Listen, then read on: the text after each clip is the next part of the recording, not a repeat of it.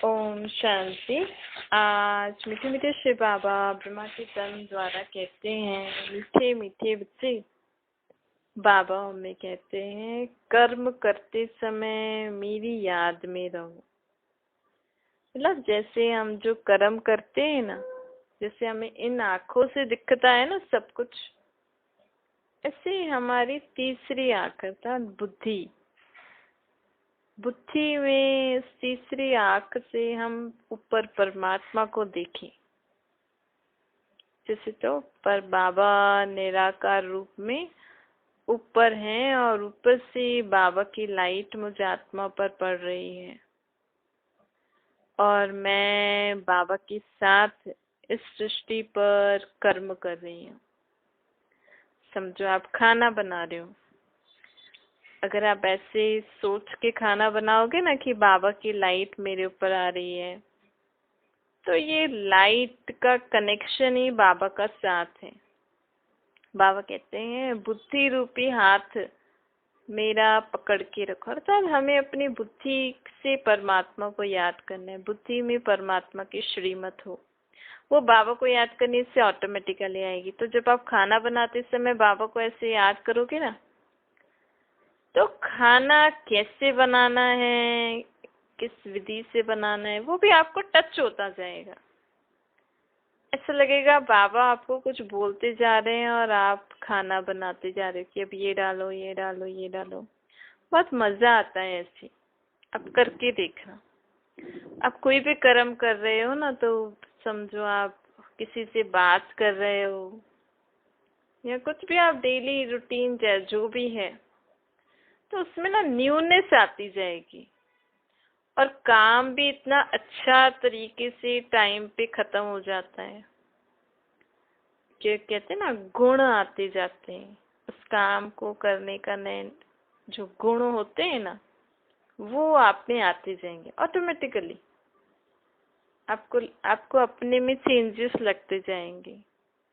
आपका स्वभाव, संस्कार, बोल चाल परिवर्तन होते हैं। और कुछ भी नहीं करोगे ना, बस आप सुबह से रात तक यही ध्यान रखना कि मैं बाबा से कनेक्शन है मेरा। आप किसी को, कोई आपसे बात करने आया, आप सामने, वो आपका बैठे हैं, वो आपसे बात कर रहे हैं, लेकिन आप ऐसे बैठो कि मेरे साथ बाबा अभी बैठे हैं। मतलब बाबा की लाइट मेरे ऊपर आ रही है और मैं बाबा के साथ उस आत्मा से बात कर रही हूँ। ये हमें अभ्यास करते करते ना हमारे ये रूटीन में आ जाता है ना, तो ऑटोमेटिकली हमारी आत्मा में सर्वगुण 16 कलाएं संपूर्ण निर्विकारीपन आता जाता है, मर्यादाएं आती जाती हैं, हम डबल अहिंसक बनते जाते हैं। सिर्फ एक तरीके से आप में बहुत चेंजेस आ जाएंगी। बाबा हमें 100% गारंटी करते हैं। इसको कहते हैं अव्यभिचारी याद। जैसे आप देखो, अगर आपका मंदिर बना हुआ होता है ना, घर में सब अपना अपना मंदिर बना के रखते हैं, उसमें किस किस की मूर्ति रख रखी है आपने। आप किस किस तरीके से, किस किस रूप में भगवान को याद करते हो। तो पहले तो आप क्या करते थे, उन मूर्तियों के आगे उनकी महिमा गाते थे, उनकी आरती उतारते थे। अच्छा चलो, किसी को कुछ बनना हो, समझो किसी को कोई फैशन डिजाइनर या डॉक्टर, इंजीनियर या कुछ भी पायलट बनना हो, तो वो पायलट वाली ड्रेस वाली फोटो किसी की भी लगा के रखे, तो वो किस उद्देश्य से लगाते हैं कि मुझे भी ऐसा बनना है, मैं भी ऐसा बनूंगा। या खुद ही वैसी ड्रेस में फोटो खिंचा के रखेगा और एम रखेगा कि मुझे ऐसा बनना है रियल में। तो बाबा कहते हैं आपने जो भी फोटो रखी है ना, जिस भी देवी देवताओं के रूप में भगवान की, उनको अब उनकी आरती नहीं उतारना, उनको भोग नहीं लगाना, उनको भगवान समझ के हाथ जोड़ के उनके सामने मत्था नहीं टेकना है आपको। ऐसे सोचना परमात्मा हमें कह रहे हैं। अगर आपके घर में काली की मूर्ति है, अगर आप भगवान को काली देवी के रूप में पूज रहे हैं तो आज से ये संकल्प करना कि काली देवी में कौन सी शक्ति है, वो मुझे धारण करनी है। मुझे जिस तरह इस काली की आत्मा ने, काली देवी जी की आत्मा ने अपने अंदर इतनी शक्ति धारण करी ताकि इनके सामने कोई आसुरी शक्ति ठहर नहीं सके, आ भी नहीं सके, आंख भी नहीं उठा सके। ऐसा उस काली जी की मूर्ति मैंने इस मंदिर में क्यों रखी है? क्योंकि मुझे भी ऐसी शक्ति धारण करनी है। दुर्गा जी की मूर्ति रखी क्यों? क्योंकि इनमें जो शक्ति है वो मुझे धारण करनी है। शंकर जी की मूर्ति रखी है क्यों? ताकि जिस तरह ये शंकर जी की आत्मा परमात्मा को याद करके अशरीरी बन गई, सब विकार बुराइयों पर विजय प्राप्त कर लिया, मुझे भी इन जैसा बनना है। अब हमारा ये लक्ष्य होना चाहिए। कृष्ण जी की मूर्ति रखिए क्यों? मुझे भी सर्वगुण संपन्न, 16 कला संपूर्ण, संपूर्ण निर्विकारी, अहिंसक, मर्यादा पुरुषोत्तम बनना है मेरे को। ऐसे तो आपने बहुत कर लिए ना। हर साल आप कृष्ण जी को आप झूला झुलाते हो, ये सब करते हो, वो सब करते हो। अब बाबा कहते हैं वो टाइम वेस्ट हुआ ना। देखो, आप सोचो, आपके घर में जितनी मूर्तियां आपने रखी होगी, आपका सारा समय समझो, आप 1 घंटा उन मूर्तियों को स्नान कराओ, कपड़े पहनाओ, फिर आरती उतारो, भोग करो, उनकी महिमा के गीत गाओ, चालीसा पढ़ो। तो बाबा कहते ये तो आपने खेल तो बहुत खेल लिया ना। आप रोज 1 घंटा क्या करते हो? इन मूर्तियों से खेल ही तो खेल रहे हो ना। जैसे नहीं, छोटा बच्चा होता है तो बच्चे को रोज सुबह सुबह खिलाएंगे, नहलाएंगे, धुलाएंगे, उसके साथ खेलेंगे, बातें करेंगे। ऐसे ही अभी तक हमने यही किया। हम काली जी के लिए बोलते हैं काली देवी ऐसी है, इनमें इतनी शक्ति है, सिर्फ महिमाएं गाते रहते हो। काली में काली जी मेरी माता है। अब आपकी माता में इतनी शक्ति है, आप में शक्ति नहीं है, तो माता माता कहने से फायदा क्या हुआ? कृष्ण जी को आप पूछते हो, कृष्ण जी के भी आगे कहते हैं तो माता पिता हम बालक तेरे। तो आप सोचो, कृष्ण तो छोटा बालक है, आपका माता पिता हो सकता है क्या? चलो, आप जो भी आपने किया, अगर आप कृष्ण जी को इतना मानते हो तो कम से कम कृष्ण जी जैसा बनना चाहिए ना। नहीं, आपका कोई फ्रेंड हो, आप सिर्फ उसकी तारीफ करते रहते हैं, कोई भी आपको अच्छा लगता हो, तो आप क्या कहोगे कि मैं भी इनके जैसा बनूं? लोगों का एम एंड ऑब्जेक्टिव तो यही होता है ना भाई। कोई किसी को पायलट को देख के अच्छा लगता है तो सोचता है ना मैं भी पायलट बनूं, मैं भी डॉक्टर बनूं, मैं भी इंजीनियर बनूं। तो ये जो आपने घर में मूर्तियां रखी ना, इनको देख के भी आप ऐसा सोचो और ऐसा बनो। बनने के लिए हमें बाबा को याद करना है। परमात्मा ने इनकी आत्मा को शक्ति दी है। आप जिस भी रूप में भगवान को याद करते हैं ना, ऐसे काली भयानक रूप शक्ल वाली कोई देवी होती नहीं है, बाबा हमें कह रहे हैं। ऐसी कोई देवी हो सकती है? कितनी भयानक शक्ल बनाते हैं ना काली देवी की। आप देखो, हम इतने समय से बाबा का ज्ञान सुन रहे हैं, आप समझ सकते हो कि ऐसी कोई लेडी हो सकती है? अगर ऐसी काली जैसी रूप वाली कोई लेडी ऐसे दुनिया में अगर ऐसे हो तो लोग क्या कहेंगे? वो दुनिया में रह सकती हैं? ऐसी लेडी हो सकती है? बताओ। ऐसी दुर्गा देवी हाथ में ऐसे शस्त्र लिए और जानवरों की सवारी उनको दे दी है। ऐसी कोई देवी, ऐसी कोई लेडी दुनिया में ऐसे घूम सकती है? उसको दुनिया में जगह मिलेगी रहने के लिए? आप उसको घर देंगे उनको ऐसे? तो ऐसे हमें समझना चाहिए। ऐसी कोई देवी देवताओं जैसी मूर्ति जो हम लगा के पूजते हैं ना, इतने हाथ वाली, इतने शस्त्रों वाली, ऐसी भयानक शक्ल वाली, काली काली, ऐसा कोई होता नहीं है। ये सिर्फ आत्मा में शक्ति होती है। जैसे देखो, जब कहते हैं ना इसने तो दुर्गा का रूप धारण कर लिया। अब कोई इतने, जैसे दुर्गा जी में जो शक्ति है, वो उस शक्ति को यूज करके कोई अपना जीवन में कोई कुछ सामना करे किसी बात का, तो वो कहते हैं अरे आप तो दुर्गा जैसी बन गई। तो उस समय उनके हाथ में क्या इतने शस्त्र वगैरह आ जाते हैं क्या? बस वो आत्मा में शक्ति आती है। जिस शक्ति के रूप में आप दुर्गा जी को मानते हो, वो शक्ति उस आत्मा में आई।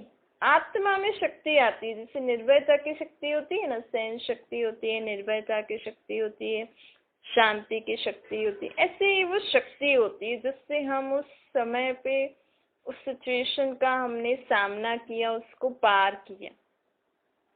तो वो उस दुर्गा, वो जो शक्ति उनमें है, उसका रूप उन्होंने दुर्गा जी वाला ऐसा बना दिया। तो हमें बाबा कह रहे हैं आप ये मूर्तियों को सारा दिन पूजो, स्नान आदि कराओ, ये कपड़े आदि पहना, हमें टाइम वेस्ट नहीं करो। मुझे याद करके अपने अंदर ये सब शक्तियां भरो।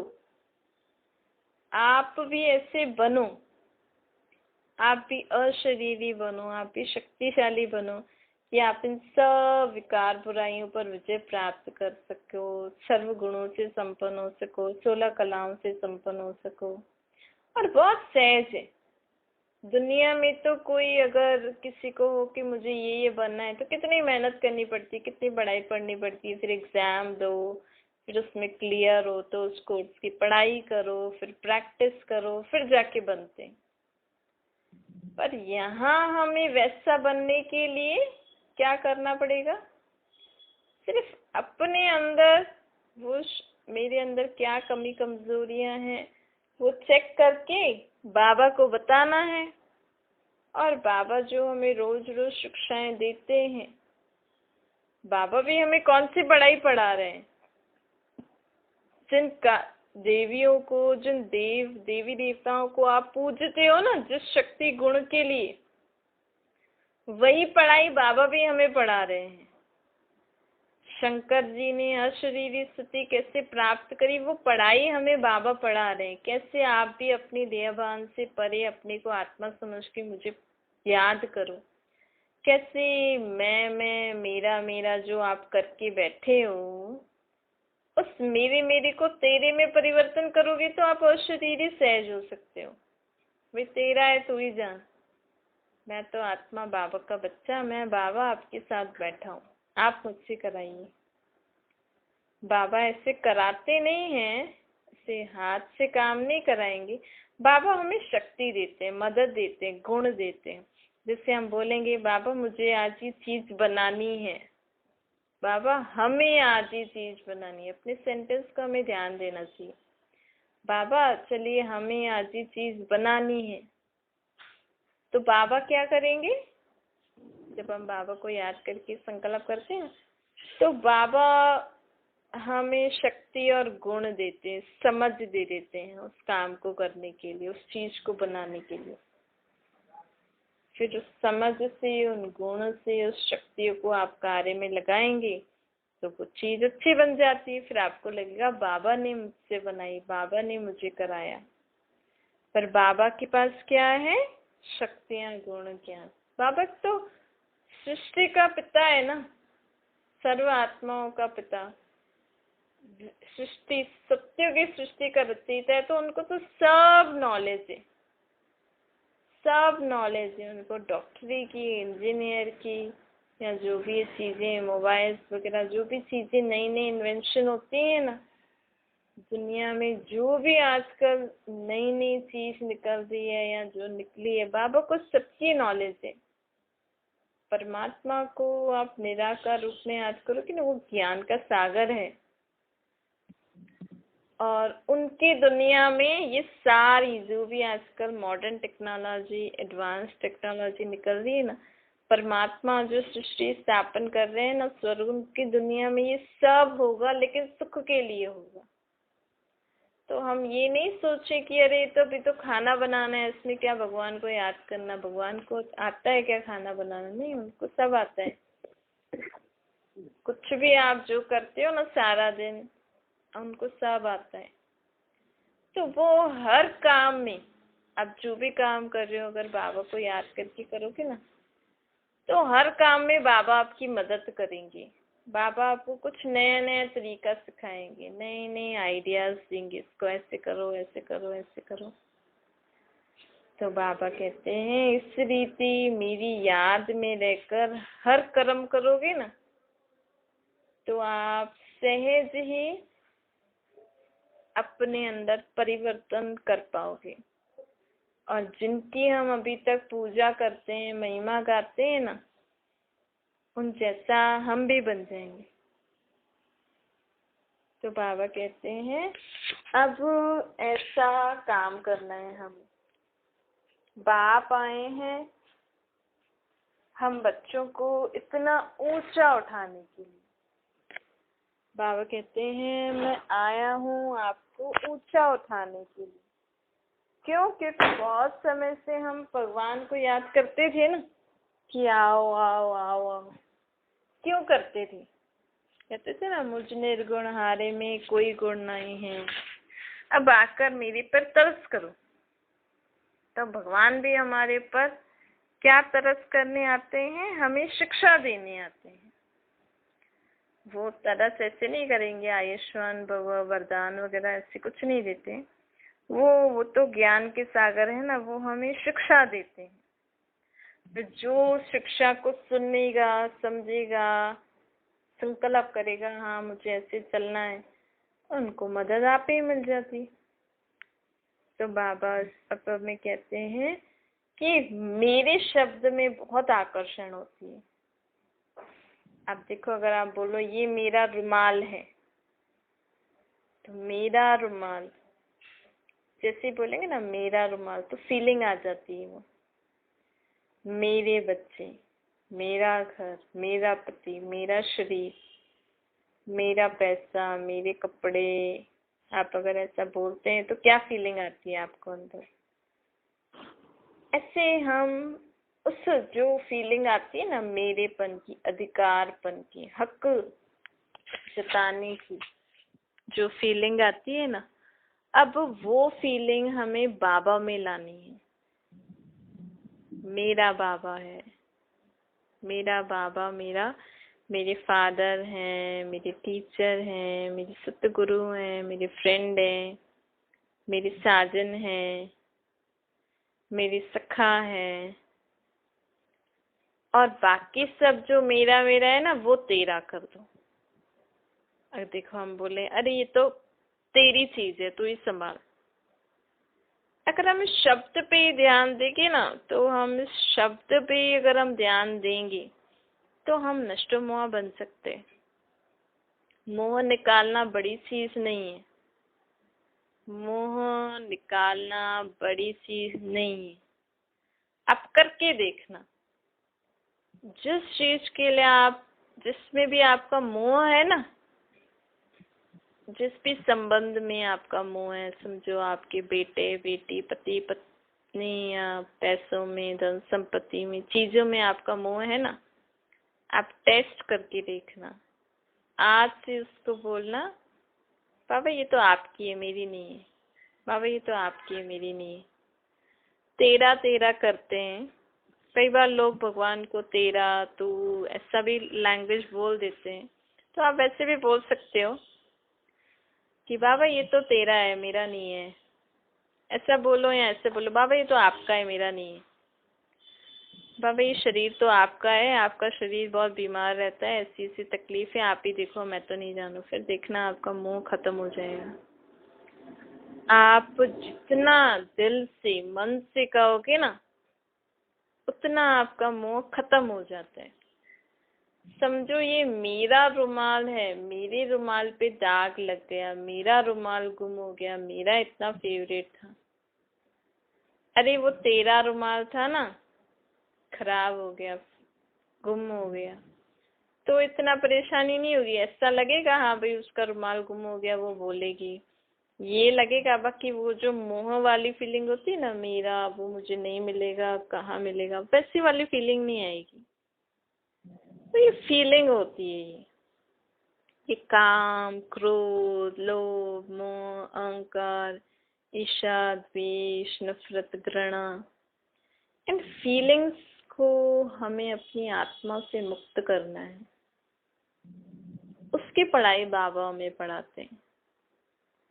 तो बाबा कहते हैं चेक करो कि आज सारा दिन आपको इन विकार, बुराइयां, आसुरी स्वभाव, संस्कार, दुख की फीलिंग, अशांति की फीलिंग, अंदर किसी को कोई बात के कारण बहुत पश्चाताप होता है, ये सारी जो फीलिंग्स जो आत्मा में होती है ना, इसको खत्म करने की शक्ति सिर्फ एक में ही है। जिस एक को हम बहुत समय से भूले हुए हैं, उस एक को याद सब करते हैं। उनको पता है वो एक ही हमारा सब कुछ है, वही हमें इन सब से मुक्त कर सकता है, लेकिन उनकी पहचान नहीं थी अभी तक हमें। तो वो एक कौन है? हम आत्मा निराकार है। आपने अपनी आत्मा देखी है कभी? नहीं देखी है ना। तो ऐसी, लेकिन आपके शरीर में तो है आत्मा, तभी तो आप चल फिर रहे हो, बोल सकते हो, खा पी सकते हो। ऐसे ही जब हमारी आत्मा एक निराकार है जो दिख नहीं रही है लेकिन है, और उस निराकार आत्मा में फीलिंग्स भी होती है, तो वो फीलिंग खत्म करने की शक्ति भी कोई ऐसा ही होगा जो दिखता नहीं है, और वो बहुत पावरफुल होगा। वो कौन है? वो भी निराकार है। मैं आत्मा भी निराकार, वो भी निराकार है, लेकिन मैं आत्मा में अभी ये रॉन्ग फीलिंग आ गई है। मैं आत्मा में जो शक्तियां थी, जब मेरी में शक्तियां थी, तो ये ऐसी फीलिंग्स मुझे टच भी नहीं कर सकती थी, मुझे आत्मा को। लेकिन अब मुझ में ये फीलिंग्स आ रही हैं, मतलब मैं पावरलेस हो गई हूँ।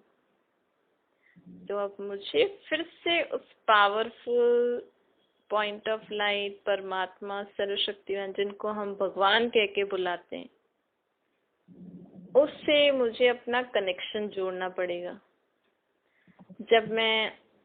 जब शरीर को बीमारी होती है तो शारीरिक डॉक्टर ही उसको, जिसको शरीर की नॉलेज होगी वही ठीक कर सकता है ना। अब आँख का डॉक्टर आँख ही ठीक कर सकता है, कुछ और कहीं किसी ऑर्गन में प्रॉब्लम होगी तो उसके लिए अलग डॉक्टर होगा। अब मुझे आत्मा में प्रॉब्लम होगी, उसमें ऐसी फालतू सी गंदी गंदी सी फीलिंग्स आ रही हैं, उसको खत्म करने के लिए भी तो कोई ऐसा ही डॉक्टर होगा ना। तो वो कौन है? परमात्मा डॉक्टर। तो हमें क्या करना है अब? जिन शक्तियों के लिए हमने इतनी मूर्ति रख रखी है और उनकी पूजा करते हैं और उनसे प्रार्थना करते हैं, हमें भी दे दो। तो परमात्मा आज हमें वही तरीका सिखाने आए हैं। कहते हैं तुम भी अपने को निराकार आत्मा प्रकृति के बीच में समझ, मुझे निराकार रूप में याद करो। तो मेरी शक्ति से ना आपके अंदर जो नेगेटिव बुरी फीलिंग्स है ना, इन विकार, बुराइयों की, आसुरी स्वभाव, संस्कारों की, वो खत्म होती जाएंगी, और जो मेरे पास पॉजिटिविटी है, जो पॉजिटिव पावर्स है, वो तुम्हारे अंदर भरती जाएगी। और इसके लिए बाबा कहते हैं सिर्फ कर्म करते समय मेरे को याद करो। बाबा हम ये भी नहीं कहते कि अब आपको मेरे को ऐसे याद करना है तो आपको सारा दिन अशरीरी रहना पड़ेगा, फिर देह से न्यारी हो जाओ, बस एकांत में बैठ जाओ। नहीं, ये भी नहीं कहते बाबा। सबसे अच्छी प्रैक्टिस होती है जब हम कर्म करते हैं। तो जो हम कर्म कर रहे हैं, आंखों से किसी चीज को देख के सब्जी काट रहे हैं, कुछ काम कर रहे हैं, तो उस समय हमारा कंसंट्रेशन निराकार बाप की तरफ भी होना चाहिए कि वो भी मेरे साथ काम कर रहे हैं। तो ऑटोमेटिकली जब उस सर्वशक्तिवान से हमारा कनेक्शन जुड़ेगा तो हमारी आत्मा भी क्लीन होती जाएगी और काम भी होता जाएगा, और हमारे अंदर जो नेगेटिव फीलिंग्स है वो खत्म हो जाएंगी, और बाबा की शक्ति से पॉजिटिविटी हमारी आत्मा में आ जाएगी, सर्व शक्तियाँ, गुण, ज्ञान हमारी आत्मा में आ जाएगा। तो बाबा कहते हैं अब ये हमें अभ्यास करना है। और बाबा ने आज बताया मोह को खत्म करने का तरीका। बहुत श्रेष्ठ तरीका है ना। मोह को खत्म करने का तरीका क्या है? मेरे को तेरे में परिवर्तन कर दो। अच्छा मीठे मीठे से प्यारे बच्चों प्रति माता पिता बाप दादा का याद प्यार और गुड मॉर्निंग। रूहानी बाप की हम सभी रूहानी बच्चों को नमस्ते। हमारी भी रूहानी माता पिता बाप दादा को याद प्यार, गुड मॉर्निंग और नमस्ते। वरदान है बाप की मदद द्वारा उमंग, उत्साह और अथकपन का अनुभव करने वाले कर्म योगी बनो। बाबा कहते हैं कर्म योगी बच्चों को कर्म में बाप का साथ होने के कारण एक्स्ट्रा मदद मिलती है। कोई भी काम फल कितना भी मुश्किल हो, लेकिन बाप की मदद उमंग, उत्साह, हिम्मत और अथकपन की शक्ति देने वाला है। जिस कार्य में उमंग उत्साह होता है न, वो कार्य सफल अवश्य होता है। बाप अपने हाथ से काम तो नहीं कराते हैं, लेकिन मदद देने का काम जरूर करते हैं, बस शक्ति जरूर देते हैं। तो आप और बाप ऐसे कर्मयोगी स्थिति में स्थित रहो। आप और बाप मतलब आप बाबा को याद करो और काम करो, इसको कहते हैं कर्मयोगी स्थिति। जब हमारी ऐसी स्थिति रहेगी कि मैं और बाप और लोग होते हुए भी हमें होना ना होना बराबर, तब हमें कभी भी थकावट की फीलिंग नहीं आएगी। स्लोगन है मेरे में ही आकर्षण होती है, इसलिए मेरे को तेरे में परिवर्तन कर दो। अच्छा ओम शांति। बाबा को याद करिए।